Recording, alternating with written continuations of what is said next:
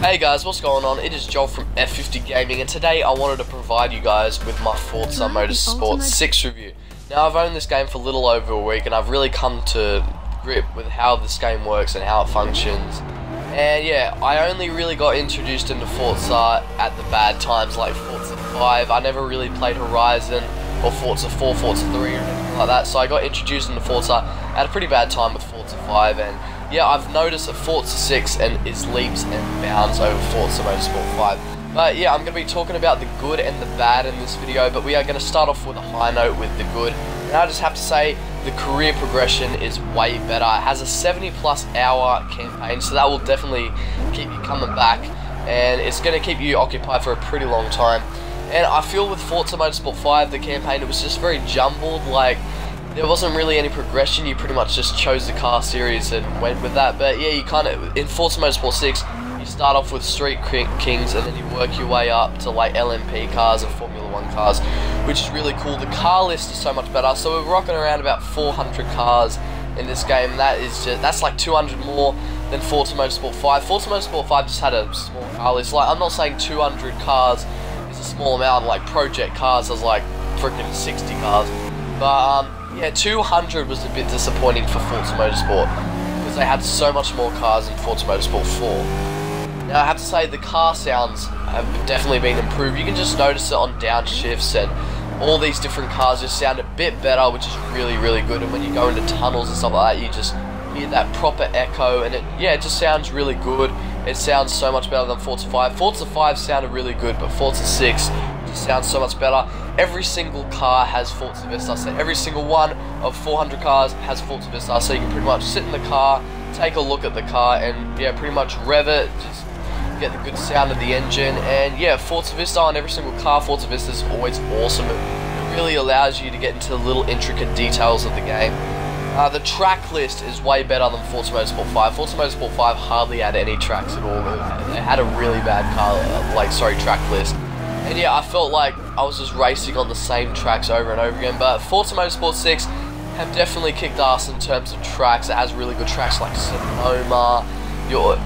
I love Sonoma, by the way. But yeah, all the tracks have definitely been improved in terms of graphics-wise. And yeah, more tracks, especially Rio. That's just awesome track. And yeah, it definitely adds a better experience, so you're not racing on the same track all the time.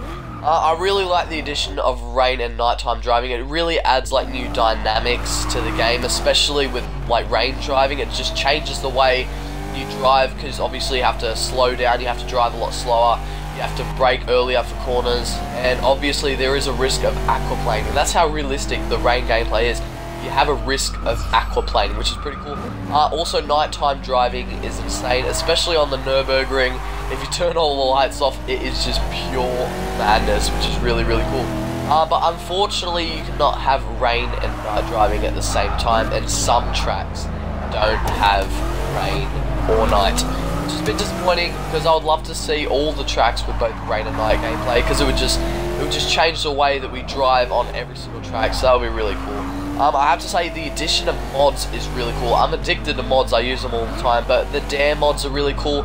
It kind of changes the way again as you drive, and yeah, they're just really cool addition to the game. The menu is a lot better, it's a lot more simple than Forza Motorsport 5. Like only in a week I've really found where everything is, and I know where to go for what I want, which is really, really cool. So the menu has definitely been improved, and it also looks better, it's a lot more clean, which is really cool.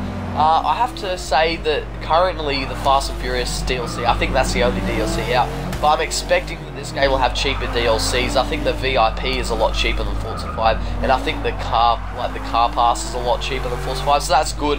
Some cheaper DLCs is kind of what we want.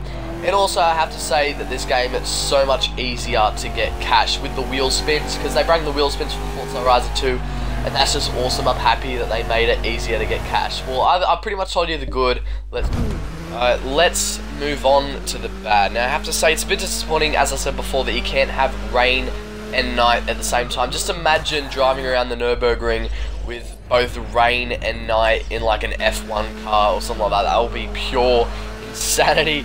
But yeah, there's also some tracks that don't have night or rain at all. I think like Indianapolis Speedway doesn't have, I don't think it has even both, which is a bit disappointing. But as I said, they're trying to keep that 60 frames per second and 1080p, which I guess is fine. But it's a bit disappointing knowing that like games like Drive Club have pretty much rain and night on every single track. I have to say multiplayer is a bit shaky at the moment, but I can expect that when it comes to like brand new games that have just come out. Obviously it needs some time to get the servers right, but yeah, I've just found it really difficult getting into like lobbies over the past week, and yeah, it's a bit shaky, but hopefully they improve on that. And I have to say that the driver tars are freaking OP. You'll see in this clip. Like, I'm around about 2nd place right now, but 1st place is freaking miles ahead, and I freaking hate that. There's just sometimes where 1st place or 2nd place, they're just freaking miles ahead, and there's nothing I can do about it. It's like they're just setting crazy freaking lap times. It's a bit annoying. I don't really mind it because you can't come 1st all the time, but still, they are just freaking OP. I'm driving on amateur at the moment. It's not like I'm doing semi-pro or like legendary. I'm driving on amateur because I'm not too good at driving LMP cars, but yeah, I'm on freaking amateur, and 1st place is freaking miles ahead. So yeah, the drive tires are a bit OP. I heard that that is a problem, and I heard that Turn 10 are going to try to fix that, which is pretty cool, because like if a freaking driver tire is a mile ahead and it's on amateur, that shows that something's a bit wrong in terms of that.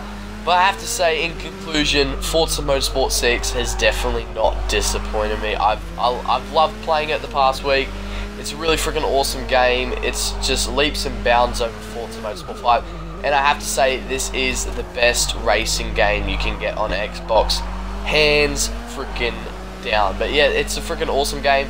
I did get the car pass, so I'm hoping to see some awesome DLCs in the future, which would be pretty cool. But yeah, just the amount of cars and the amount of tracks and the rain and the night, it just does not get any better than this. So thank you guys so much for watching. Please like and subscribe for more content. Take care.